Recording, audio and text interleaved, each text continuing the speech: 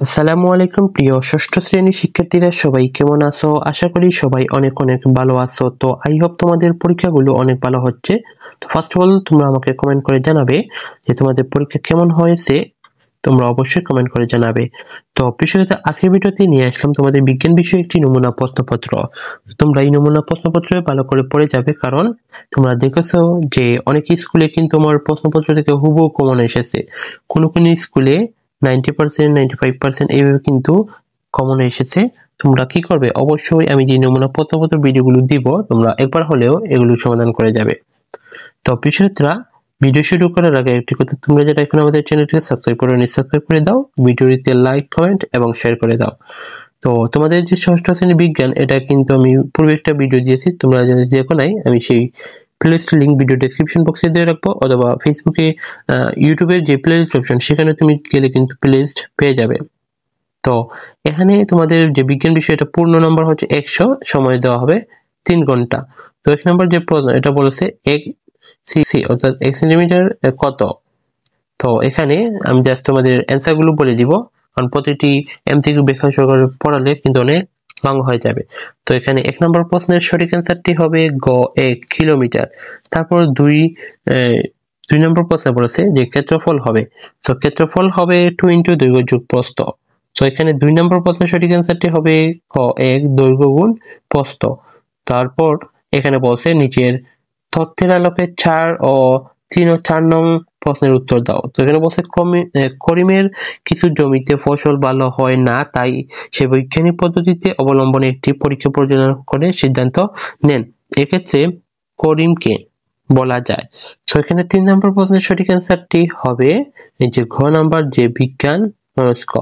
তারপর করিমের জন্য প্রযোজ্য। তো এখানে 4 নম্বর প্রশ্নের সঠিক অ্যান্সারটি হবে খ 1 2 অর্থাৎ বিজ্ঞান লোক। তারপর হচ্ছে দৃষ্টিভঙ্গি বিজ্ঞান সম্মত। তারপর বিষয়ত পৃথিবীর সকল শক্তির উৎস কোনটি। তো এখানে আমরা জানি যে সূর্য হচ্ছে সূর্য। তারপর বলছে এখানে 7 নম্বরে এই যে তোমরা লক্ষ্য করো, আর 6 নম্বরের সঠিক অ্যান্সারটি হবে খ 2 3 অর্থাৎ ভূগর্ভস্থ পানি এবং সূর্যের আলো। তারপর বিষয়টা 7 নম্বর প্রশ্ন বলেছে সালোক সংশ্লেষণে গৃহীত কার্বন ডাই অক্সাইড কি উৎপন্ন হয়। তো এখানে 7 নম্বর প্রশ্নের সঠিক অ্যান্সারটি হবে খ অক্সিজেন। তারপর বিষয় 8 নম্বর প্রশ্নে বলেছে জীবের কর্মচালের মূল রয়েছে। তো এখানে 8 নম্বর প্রশ্নের সঠিক অ্যান্সারটি হবে খ খাদ্য। তো বিষয়টা তারপর 9 নম্বর প্রশ্ন বলেছে যে কোনটি শ্রবণ ইন্দ্রিয়। সো এখানে 9 নম্বর প্রশ্নের সঠিক অ্যান্সারটি হবে খ কান। তারপর বিষয়টা 10 নম্বর প্রশ্নে বলেছে শিশুদের জিহ্বা নিয়মিত পরিষ্কার না করলে কিসের সংক্রমণে ছোট্ট ছোট্ট দাগ দেখা যায়। তো এখানে 10 নম্বর প্রশ্নের সঠিক অ্যান্সারটি হবে খ ছত্রাক। তো এই বিষয়টা তোমাদের কিন্তু টোটাল এখানে 30টি বনবিজ্ঞানের প্রশ্ন দেওয়া আছে। তোমরা এগুলো পড়ে নিও, বা এগুলো পড়লাম না কারণ ভিডিওটি অনেক লং হয়ে যাচ্ছে। তো তারপর হচ্ছে তোমাদের সংক্ষিপ্ত প্রশ্ন, এখানে টোটাল 15টি দেওয়া হবে। 15টি থেকে তোমাদের যে কোনো 10টি সংক্ষিপ্ত প্রশ্ন অ্যান্সার করতে হবে, এই যে কিন্তু এখানে লিখে রাখা হয়েছে। আর প্রতিটি সংক্ষিপ্ত প্রশ্নের জন্য কিন্তু 2 মার্ক করে থাকছে, তাহলে টোটাল হচ্ছে 20 মার্ক। তারপর বিশেষত সৃজনশীল প্রশ্ন, এখানে তোমাদের প্রতিটি প্রশ্নের জন্য 10 মার্ক করে থাকছে। তো এখানে টোটাল 8টি দেওয়া হবে, 8টি থেকে তুমি যে কোনো 5টি সৃজনশীল প্রশ্ন অ্যান্সার করতে হবে, তাহলে কিন্তু তুমি এই যে 50 মার্ক পেয়ে যাবে। তো বিশেষত এই যে এখানে দেওয়া আছে 1 2 3 4 5 6 7 8 পর্যন্ত। তো বিশেষতরা এই হলো তোমাদের ষষ্ঠ শ্রেণীর বিজ্ঞান বিষয় দ্বিতীয় একটি নমুনা প্রশ্নপত্র। তো এই নমুনা প্রশ্নপত্রে উত্তরপত্র এবং অন্যান্য বিষয়ের যে নমুনা প্রশ্নপত্র উত্তরপত্র সেটা কোথায় পাবে আমি সেখানে তোমাদের বলে দিচ্ছি। তো সেগুলো নিতে হলে তোমরা কি করবে, স্ক্রিনে যে পেজটি দেখতে পাচ্ছ আমাদের ইজিরু, এই পেজটিকে ফলো করতে হবে। ফলো করে স্ক্রিনশট নিয়ে আমাকে ইনবক্সে যদি মেসেজ দাও, তাহলে আমি তোমাদের একদম ফ্রিতেই এই নমুনা প্রশ্নপত্র এবং উত্তরপত্র পিডিএফ একদম ফ্রিতেই কিন্তু দিয়ে দিব। তো শিক্ষার্থীরা, তো এরকম তোমাদের উত্তরপত্রটি দেখিয়ে দিই। তো ফার্স্ট অফ অল তোমাদের যে বনবিজ্ঞান প্রশ্ন সেগুলোর অ্যান্সার কিন্তু দেওয়া আছে, তোমরা এগুলো ভালো করে এই যে দেখে দেখে পড়ে নিবে।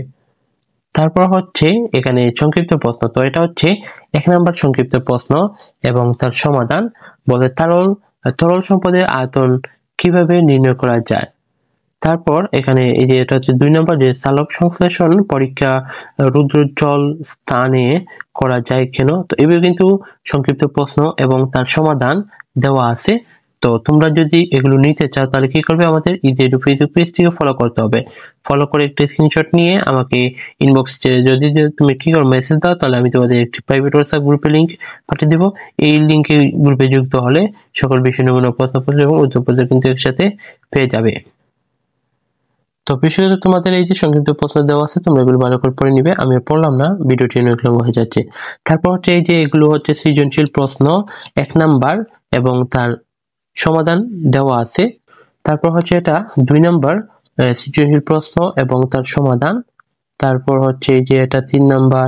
তো এইভাবে কিন্তু প্রতিটি সৃজনশীল প্রশ্ন এবং তার সমাধানও কিন্তু দিয়ে রেখেছি, তোমরা অবশ্যই এগুলো দেখে নিবে। তো এই যে দেওয়া আছে। তো বিশেষত এই হলো তোমাদের ষষ্ঠ শ্রেণীর বিজ্ঞান বিষয়ের দ্বিতীয় একটি নমুনা প্রশ্নপত্র। সব বিশেষত তোমরা যারা বিজ্ঞান বিষয়ে প্রথম নমুনা প্রশ্নপত্র সহ অন্যান্য বিষয়ে যে নমুনা প্রশ্ন ভিডিও আমি দিয়েছি, তোমরা যারা সেগুলো পাওনি বা মিস করেছো, তো আমি সেই ভিডিওগুলোর একটি প্লেলিস্ট তৈরি করে এই রেখেছি। তোমরা ইউটিউবে যে আমাদের প্লেলিস্ট অপশন, সেখানে যদি চেক করো তাহলে কিন্তু পেয়ে যাবে, অথবা যদি না পাও তাহলে একটু পরে যে আমি একটি ছোট্ট একটি ভিডিও দিব, এই ভিডিওটি দেখলে তুমি সকল বিষয়ের সাথে পেয়ে যাবে। তো বিশেষত ভিডিও শেষ করার আগে একটি কথা বলে নেই, এই যে নমুনা প্রশ্নপত্র দেখিয়েছি, তো অনেকেই কিন্তু তোমরা কমেন্ট করে আমাকে বলছো, অনেক ইনবক্সে হয়েছে আমাকে বলছো, আমি তোমাদের এই ফেসবুক পেজে কিন্তু পোস্ট করা আছে।